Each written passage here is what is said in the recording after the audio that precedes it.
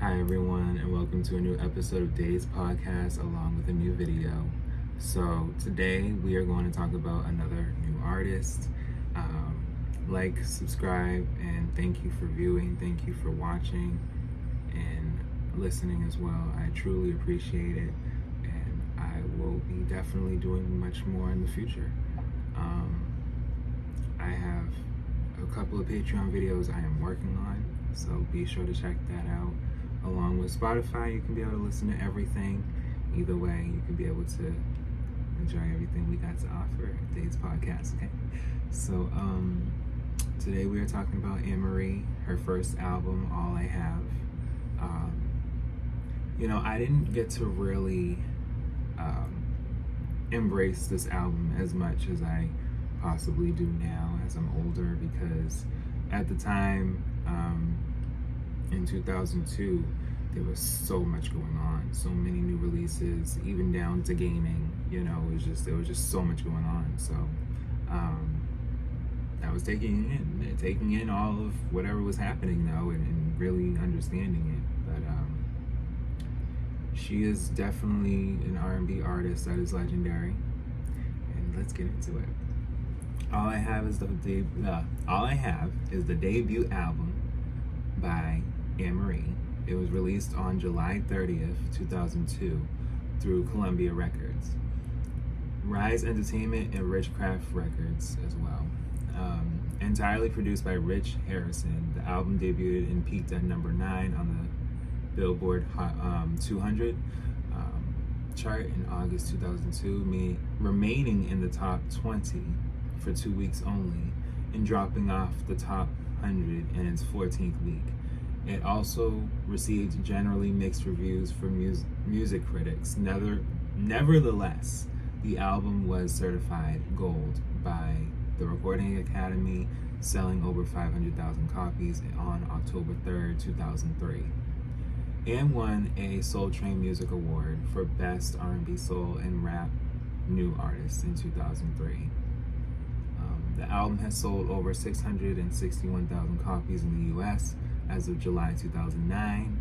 All I Have produced 2 singles, Why Don't We Fall in Love, which peaked at number 23 on the Hot 100, and a minor hit, Talking to Me, which also entered the US charts at 51 on the Hot 100.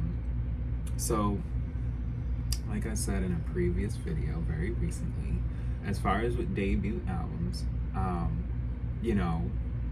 there's times where people may debut at number 1, have the singles just pushed, they're going off.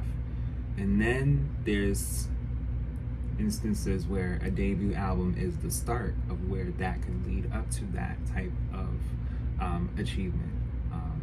And to be honest with you, I didn't think this was a bad album. I thought this was a good album. It was recorded not July 2001, but in 2001. Maybe July 2001, because it kept going into 2002. So yeah, between 2001 and 2002, it was recorded. So the background: while studying at Georgetown, Amerie befriended a Washington, D.C. club promoter who put her in touch with producer Rich Harrison. During an interview, Amerie said she met up with Harrison at a McDonald's parking lot and performed a song for him in her car. Rich Harrison, who had just worked on Mary J. Blige's Mary and No More Drama, began developing demos with Amerie. This led to her first record deal with Rich Harrison's Richcraft Entertainment in collaboration with Columbia Records. According to Amerie, she and Harrison immediately hit it off. In a 2002 interview, she commented, for some reason, we had a very special chemistry. When we would work together, something great would happen. Amerie recorded the chorus for the 2001 single, Rule, performed by Nas. The single peaked at number 67 in the United States. She also recorded a song with Detroit rapper Royce the 5'9" titled Life, the third and final single from the Rook City version 2.0 album. All I Have was released July 30th and in Japan by November 20th, 2002.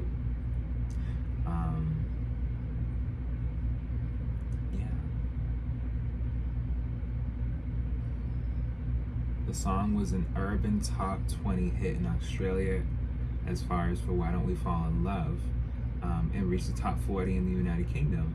To promote the album, Amerie went on tour with Usher and Nas, traveling on Usher's Evolution 8701 tour in 2002.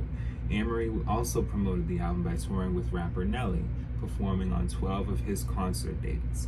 The second and final single from All I Have was Talking to Me, and it reached a top 20 entry and peaked outside the top 40 on the Hot 100. So yeah, it had generally mixed reviews from music critics. Gave the album the grade of 2.5 out of 5 stars. The album by 22-year-old Amerie is basically a showcase for writer-producer Rich Harrison, who constructs a series of mid-tempo rhythm tracks and writes lyrics of romantic longing. Harrison's lack of originality is suggested by his inability even to come up with new song titles. Among the tracks here we are newly written songs entitled Need You Tonight, Gotta Be There, and even I Just Died, That's Right, In Your Arms. Amerie has a pleasant enough voice that she uses to express a tempered fervor and a degree of eroticism. I think that's how you say it. But she seems to be just another modestly talented performer chosen mostly for her looks. Record companies seem to be at an endless search for attractive young women of mixed racial heritage, in hopes of apparent demographic crossover who can carry a tune. And this willing Georgetown graduate with a Korean mother and African American father is just the latest in the line. See, they need to see, like I said in the previous video, like the critics were just mean back in the 2000s. Like, no, they get like, and then there's those Boston Herald. So from here, okay, because I'm from Boston. Wait a minute. 3 out of 4 stars, stating this 22-year-old Georgetown grad may be blessed with a lovely, flinty voice and great looks, but even she must have been shocked with her debut album. All I Have made a top 5 debut in Billboard. Amerie's music is 2 parts intriguing, a strong yet sultry R&B growl matched with the off-killer hip-hop grooves of producer Rich Harrison, and 1 part run-of-the-mill band romantic lyrics. So, like, there was such mixed reviews, and you can see from the person that was speaking from the Boston Herald at the time, like, they're giving her credit. Like, no, she sounds good. The person I previously was talking about was pretty much saying, like, it's not that she sounds bad, but you can tell there wasn't a sense of just, let's dig more into what we could make with a more broader message. And it's like, okay, but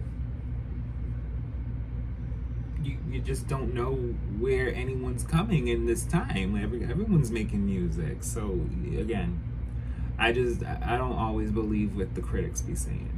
And if for it to debut and peak at number 9, yeah, people were loving it. They liked it a lot. Let's look at the track list. So there's 1, Why Don't We Fall in Love, then 2, Talking to Me. So we already got the first 2 singles right when we start the album. And I feel like that's what kind of gets people, because they feel like when you put out singles, kind of have it spread out so we can get led into the album. But at that time, you know, you wanted people to jump right into the songs that they loved. So they had the album, they knew the album, had the songs that they wanted to listen to. But yeah. Then track 3 is Nothing Like Loving You, which is not a bad song. I actually like that song. Can't Let Go is a good song. Need You Tonight. I didn't always really listen to it heavily, but it's not a bad song. Got to Be There. I Just Died. That song has a lot of layering vocals. And I think that's another thing too. Like, at the time, you know, layering your vocals, people, I feel like, just only accepted it in certain times with certain people. And I feel like, you know, when you can clearly see like people are layering, it's like, you know, give some credit, you know. Hating on You. Then there's Flow. Show Me and All I Have, track 10 and 11, 8. Show Me is really just, and then All I Have, just ending it, just Show Me is pretty much the counterpart to All I Have, because Show Me is like, I want to be open more, I want to, give us more of an understanding of where we're going with this, as opposed to All I Have, it's like, who I am, what I give, you shouldn't have to feel like there shouldn't be less that can be given from either side. Like, there should be more, always more, damn near forever more, okay? And then there's the outro. The Japanese bonus tracks is Just What I Need to See, and then there's 2 remixes for Why Don't We Fall in Love. But yes, this album, it wasn't a bad album. It did chart as far as with top R&B and hip-hop albums at number 2. So, R&B and hip-hop, they were loving it. It's just that actual, like, the public, like, pop, they were like, okay. And then it just kind of fell off the charts because there was all these other releases that were coming out that same year. So, Amerie stood her ground, just as I said with Ashanti, just as I said with Sierra. And those 2 I already just made videos for, so just check them out, because there's more albums I'll be talking about for them, along with Amerie, because she has a few more. But yes, I hope you guys enjoyed this episode. I truly appreciate everything, and I'll be back with